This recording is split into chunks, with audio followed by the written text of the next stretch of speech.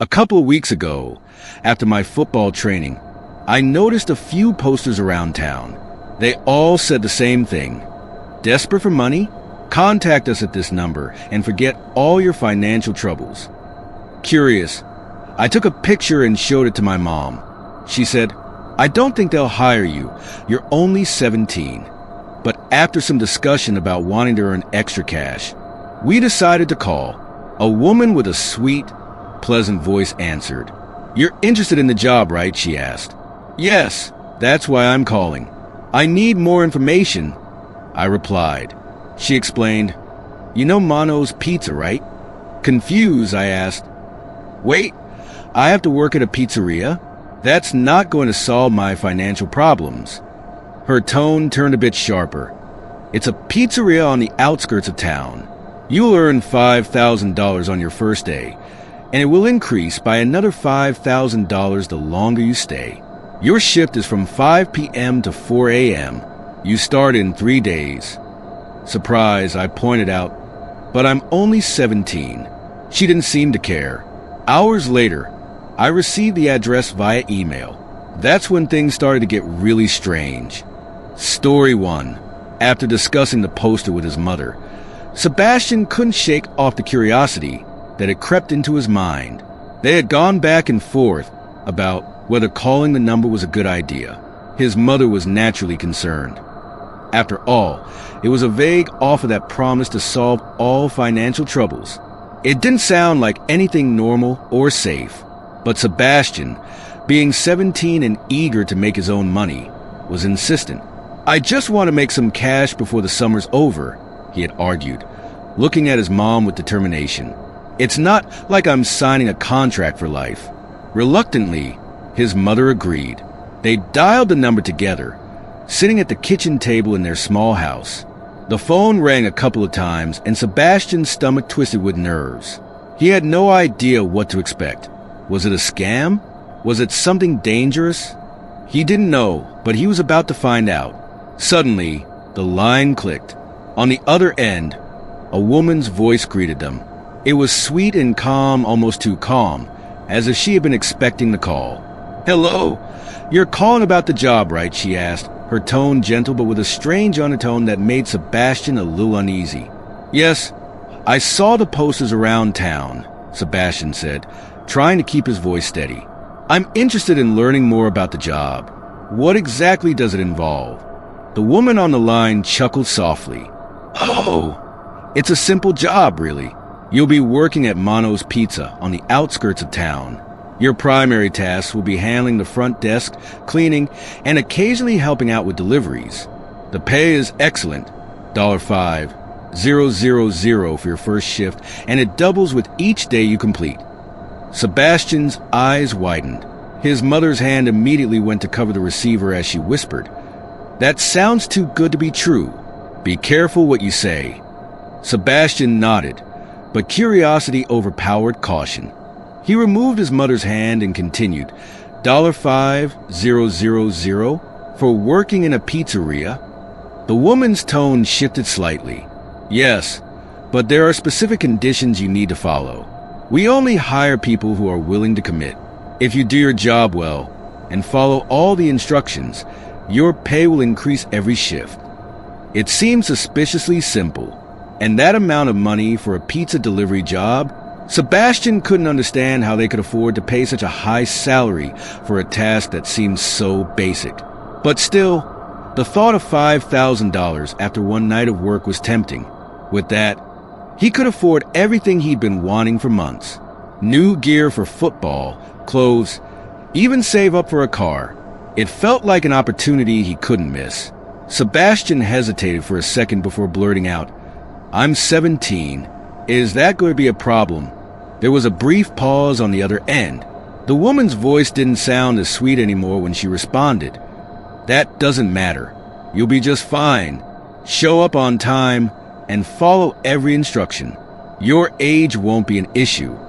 That was odd, Sebastian thought. Normally, being under 18 was a deal breaker for most jobs, but this woman seemed completely unconcerned. Before he could ask anything more, she cut the conversation short. You'll start in 3 days.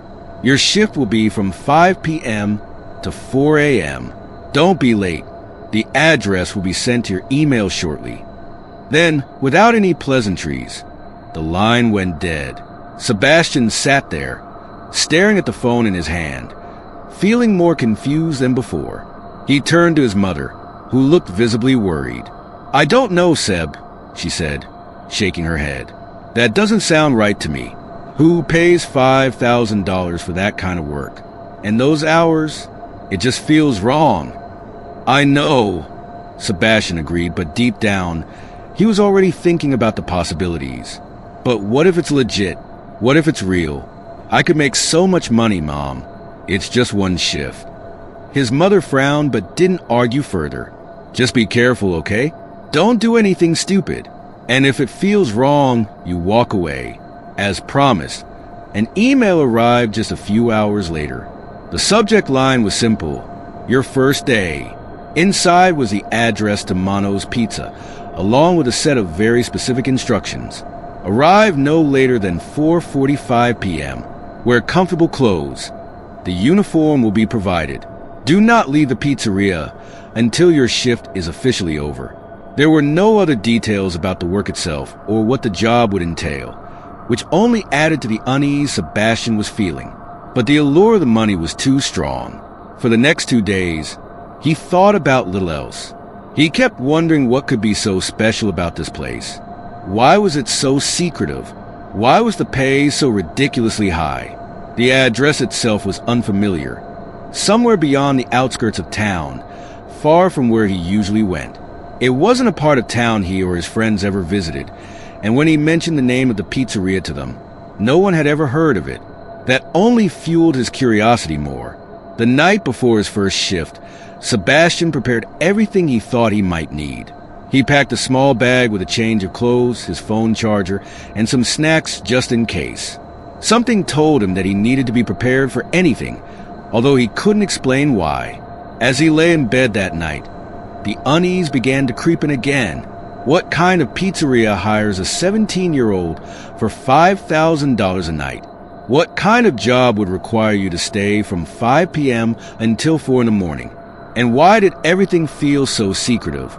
He tried to shake off the thoughts, telling himself it was just a way to make fast money. The day of his first shift arrived, and with it, a strange sense of dread that Sebastian couldn't quite explain. The entire situation felt off, but he had already committed. At 4:30 p.m., he grabbed his bag and told his mom he was heading out. She gave him one last look, full of concern, and hugged him tight. "Call me if anything seems strange," she said softly. "I will," he promised, but deep down, he hoped he wouldn't have to. Sebastian boarded the bus, which would take him to the outskirts of town. The ride was long, and the scenery became more desolate as the bus ventured farther away from the familiar neighborhoods. The sun was starting to dip below the horizon, casting long shadows over the empty fields and industrial buildings. When the bus finally reached its stop, Sebastian was the only one to get off. He looked around, and there it was, Mono's Pizza. The building was large with dark, modern decor, sitting alone at the edge of the road. For a moment, he hesitated. It didn't look like any pizzeria he'd ever seen before. With a deep breath, Sebastian walked towards the door, his mind racing. What was waiting for him inside? And what kind of night was he about to face? Sebastian stepped through the door of Mono's Pizza, immediately greeted by the cool air inside. The place was bigger than he had imagined, with sleek, modern furnishings and bright, clean decor. It seemed too pristine for a pizzeria, almost as if it was a facade for something else. The entrance led into a lobby area, and behind the front counter was a large set of double doors that seemed to lead into the kitchen. Waiting for him was the same woman from the phone call, who introduced herself as Sophia. She was a tall, slender woman, her dark hair tied back in a tight bun. Her smile, although warm, seemed forced, and her eyes darted around nervously. "Sebastian, right?" she said, extending her hand. "I'm Sofia. Nice to meet you." He shook her hand, but something about her felt off. "Yeah, I'm Sebastian. Thanks for, the opportunity." Sophia smiled, but her eyes didn't quite match her expression. "We're glad to have you. Jorge, the manager, will meet with you in a few minutes to explain your responsibilities. But first, let me show you to the break room and give you your uniform." Sebastian followed her through a narrow hallway to a small room where a folded uniform was waiting for him. It was a simple black shirt with the logo of the pizzeria on it. Sophia excused herself, leaving him alone to change. As he pulled on the uniform, the uneasiness in his stomach intensified. He couldn't shake the feeling that something was wrong. When he stepped out of the break room, Jorge, the manager, was waiting for him. He was an older man, probably in his 50s, with thinning gray hair and a slight limp. He gave Sebastian a firm handshake and gestured for him to follow into the office. "First day, huh?" Jorge said, sitting down behind his desk. "Well, I'll be honest with you. The job isn't hard, but it does require some focus. Follow the rules, and everything will be fine." Sebastian nodded, unsure of what to expect. "Yeah, I saw something about rules. Is there anything specific I need to know?" Jorge's expression shifted slightly, becoming more serious. "Yes, there are rules you must follow. They might seem strange, but trust me, they are non-negotiable." He handed Sebastian a sheet of paper with the rules printed in bold letters.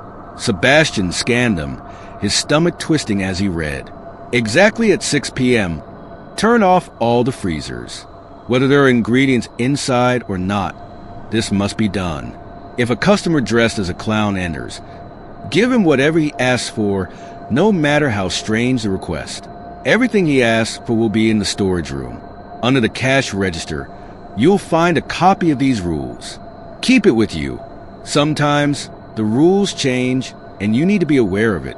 If, after turning off the freezers, they turn back on, immediately hide in the basement for 10 minutes. Do not come out before time is up. Sophia will never visit you. If you see her, do not open the door for her. If the phone rings after 1 a.m. with a pizza order, take it, but do not prepare the pizza. If they call back, answer and say nothing. They will hang up. You cannot leave the pizzeria once your shift begins until it ends at 4 a.m. If you break any rule, run to the office and call me. I will tell you what to do 1 hour before your shift ends. Throw away all the pizza cheese in the trash. We restock it every morning. When your shift ends, collect your pay from the office. Don't collect it before. Wear a watch for your safety. I will only ever call your personal phone." Sebastian stared at the list, his mouth dry. "Is this a joke?" he asked, his voice shaking slightly. Jorge didn't smile. "No yoki. It's for your safety. Trust me." There was no turning back now. Sebastian reluctantly took the list and nodded. "All right, I'll follow them." Jorge stood up and clapped a hand on his shoulder. "Good. Now get started. I'll be leaving soon. You will be alone after 6 p.m. The first few hours went smoothly. Sebastian learned how to prepare the frozen pizzas, deal with customers, and clean the counters. By 5:50 p.m., Jorge was saying goodbye, reminding him again to follow the rules. At exactly 6 p.m., Sebastian went to the back and turned off the freezers, feeling slightly foolish for taking the rules seriously. For the next few hours, nothing strange happened. He was beginning to think the rules were just part of some elaborate prank on new employees. That was until a customer walked in, dressed as a clown. The man was tall, his clown makeup sloppy and disturbing. His smile was wide and smeared, his eyes intense and focused on Sebastian. He approached the counter, staring at Sebastian without blinking. "Pepperoni pizza," the clown said in a raspy voice. Sebastian's heart raced, but he nodded quickly. "Sure, I'll get that ready for you." He hurried to the storage room, following the instructions exactly. When he returned with the pizza, the clown remained motionless at the counter. After what felt like an eternity, the clown took the pizza, handed Sebastian $500 in cash, and left without a word. Sebastian was shaken but relieved that nothing worse had happened. But it didn't stop there. At 1:10 a.m., the phone rang. Sebastian answered, and on the other end, a woman with a familiar voice asked for a pizza with extra cheese. It sounded like Sophia, but he knew it couldn't be her. He took the order but didn't prepare the pizza, just like the rules said. 5 minutes later, the phone rang again. This time, the woman's voice was more demanding, angry even. "Where's my pizza?" she asked, her voice distorting into something darker, almost inhuman. Sebastian didn't respond.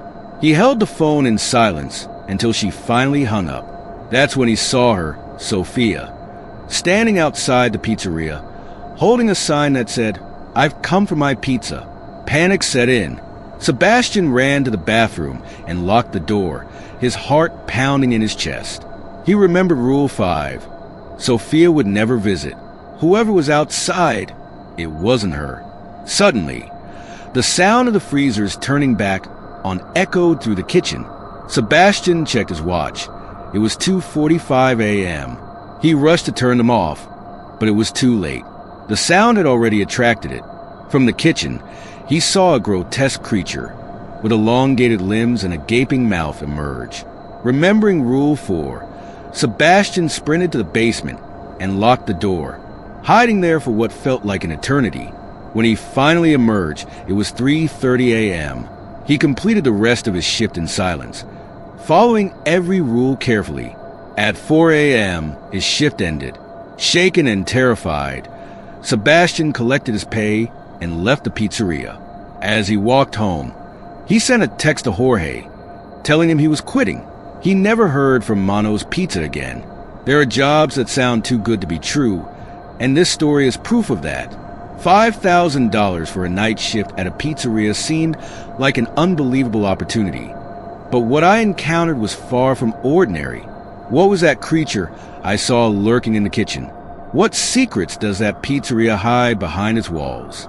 Maybe we'll never know, but one thing's for sure, I'll never forget that night. It's a reminder that some mystery. The narrator pauses, letting the eerie atmosphere sink in before addressing the audience. Have any of you had a similar experience? A job or situation that seemed too perfect, only to turn into something far more sinister? If you have, I'd love to hear your stories. Share your experiences in the comments below, or send me your own tales of terror. Who knows? Maybe your story will be the next one featured here. Until then, stay safe, and remember, some opportunities are best left untouched. With that, the narrator signs off, leaving viewers with a sense of dread and anticipation for future chilling stories.